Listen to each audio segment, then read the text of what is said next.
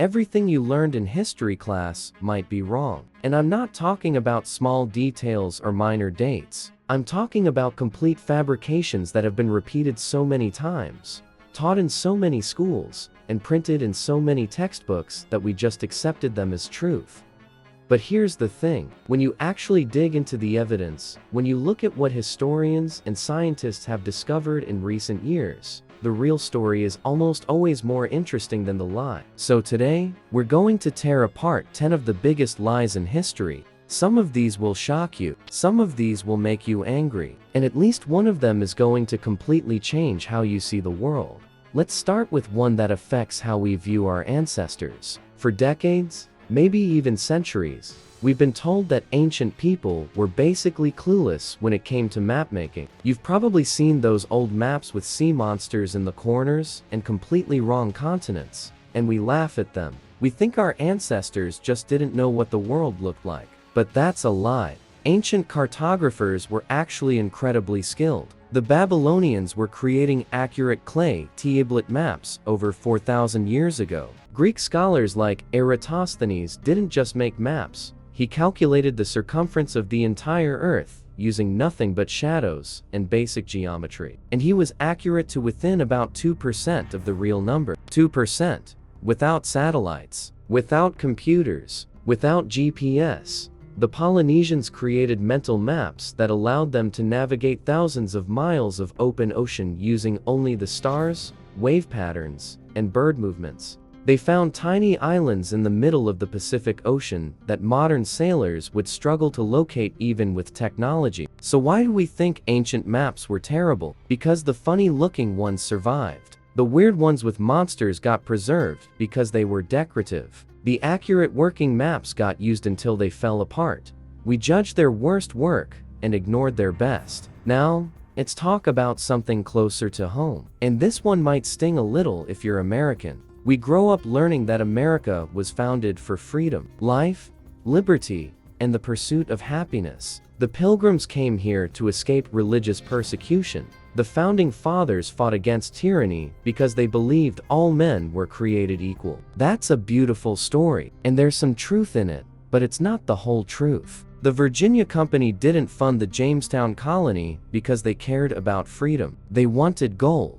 They wanted profit. They wanted to compete with Spain's wealth from the New World. The Pilgrims? Yes. They wanted religious freedom, but they also signed contracts with investors who expected returns on their money. And the American Revolution itself, taxation without representation sounds noble, but dig a little deeper and you find wealthy colonists who were tired of British trade restrictions. You find merchants who wanted to keep more of their profits. You find land speculators who wanted to expand westward without British interference. Does this mean freedom wasn't important? Of course not. But pretending economics played no role is simply dishonest. The truth is that nations are built on complicated motivations. Money and ideals often walk hand in hand.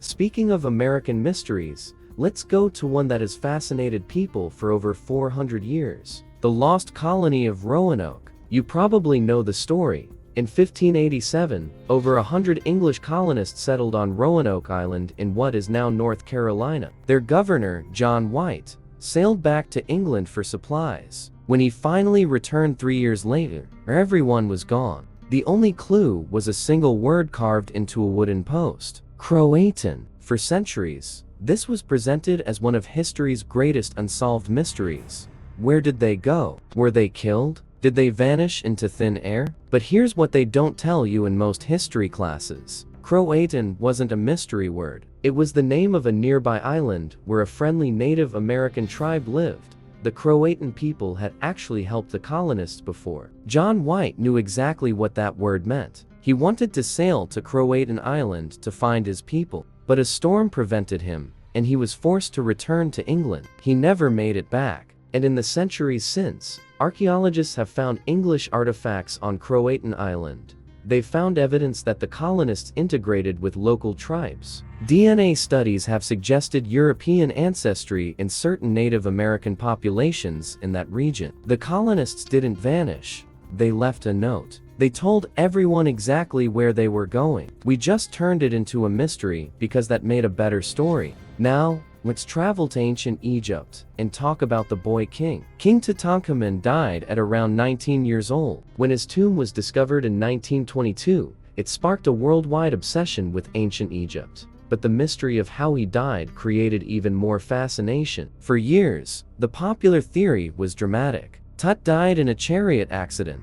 Maybe he was racing. Maybe he was hunting. Either way, a terrible crash ended his life and his dynasty. Sounds exciting. It sounds like something out of a movie. But modern science tells a different story. CT scans of his mummy revealed that Tut had a severely broken leg that became infected shortly before his death. DNA analysis showed he had malaria. Further studies revealed he had a bone disease that would have made him frail and weak. He probably needed a cane just to walk. This wasn't a young king racing chariots at high speeds. This was a sick teenager with genetic problems likely caused by generations of royal inbreeding. His parents were brother and sister. His family tree doesn't branch very much. Tut didn't die from adventure. He died from illness, possibly made worse by the genetic problems his family created by marrying each other for generations. The truth is sadder, but far more important to understand. Alright, let's jump forward to something more recent. Something that caused actual panic in the modern world. December 21st, 2012. The day the world was supposed to end. According to countless movies, documentaries, and news segments, the ancient Mayans had predicted the apocalypse. Their calendar ended on that date, which obviously meant they knew humanity was doomed. People built bunkers. They stockpiled supplies. Some genuinely believed they were living their final days. But the Mayans never predicted the end of the world. Their long count calendar worked in cycles. December 21st, 2012 was simply the end of one cycle and the beginning of another. It's like how our calendar ends on December 31st. But that doesn't mean we think January 1st brings destruction. Actual Mayan scholars and descendants of the Mayan people tried to explain this for years before 2012. But the apocalypse story was too good. It sold too many movie tickets. It generated too many clicks. The Mayans had incredible astronomical knowledge. They tracked Venus with remarkable accuracy. They developed complex mathematical systems. And we reduced all of that to a fake doomsday prophecy they never made. Now here's one that historians argued about for centuries. The city of Troy. You know, from the Trojan horse story. Greeks hiding inside a giant wooden horse to sneak into an enemy city.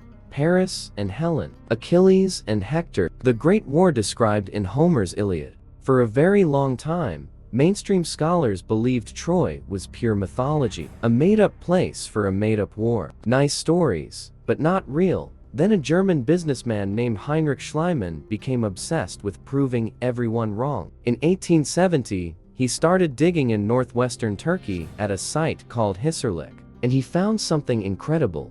Not just one city, but multiple cities built on top of each other over thousands of years. One of those layers matched the time period of the legendary Trojan War. Troy was real. Now, we still don't know if there was actually a Trojan horse or if Achilles existed. But the city itself, the wealthy Bronze Age trading center that could have inspired those legends, that was absolutely real. Scholars had dismissed it as fantasy. A businessman with a shovel proved them wrong. Let's shift to colonial America for something darker. The Salem witch trials, 1692. 20 people executed, dozens more accused. Mass hysteria in a small Massachusetts town. The lie isn't that the trials happened. They absolutely did, and they were a terrible injustice. The lie is the implication that somehow, the accusers genuinely believed in real witchcraft. That maybe, just maybe, something supernatural was actually happening. Nothing supernatural happened in Salem. What happened was a combination of social tension, property disputes, religious extremism, and possibly contaminated grain that caused hallucinations. Some historians believe ergot poisoning from bad rye could have caused the symptoms the accusers described. The accused weren't witches. They were mostly women who didn't fit in, widows who owned property men wanted, outsiders who made their neighbors uncomfortable, people who had personal enemies willing to make accusations. Salem wasn't about magic. It was about fear, power, and what happens when communities let hysteria override reason.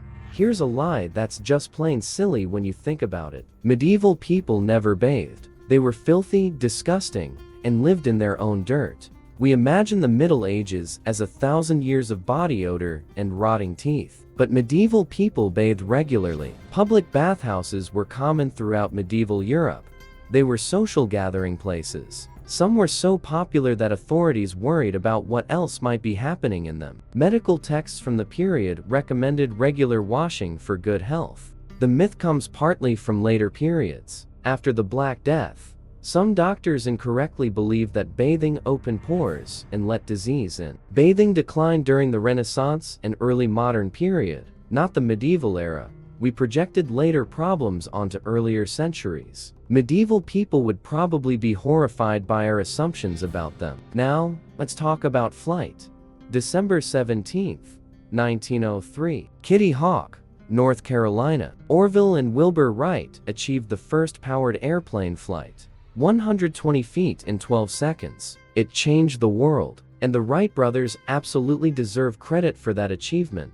They solved the control problem that had stopped everyone else. They built a working airplane, but were they the only ones working on it? Were they even the first to fly? This is where things get complicated. Gustave Whitehead, a German immigrant in Connecticut, may have achieved powered flight 2 years earlier in 1901. There are newspaper reports from the time. There are witness statements. The Smithsonian Institution has gone back and forth on whether to recognize his claims. In Brazil, Alberto Santos Dumont is often considered the father of aviation because his flight in 1906 was the first to take off without assistance from rails or catapults. The truth is that dozens of inventors worldwide were racing toward powered flight simultaneously. The Wright brothers won the race as we define it today. But aviation wasn't invented by two guys in a bicycle shop. It was the result of countless experiments by many brilliant people. Finally, let's end with something that killed between 75 and 200 million people.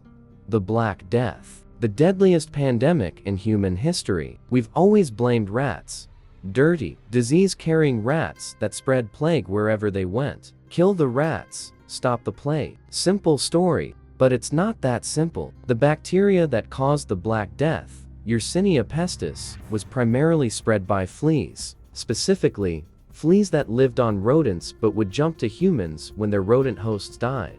The rats were carriers, but the fleas were the actual transmission method. And here's the bigger picture we often miss. The Black Death spread so quickly because of trade networks. The Mongol Empire had connected east and west like never before. The Silk Road was booming. Ships traveled between continents. When plague hit, it had highways to travel on. The Black Death wasn't just a biological event. It was a consequence of globalization in the medieval world.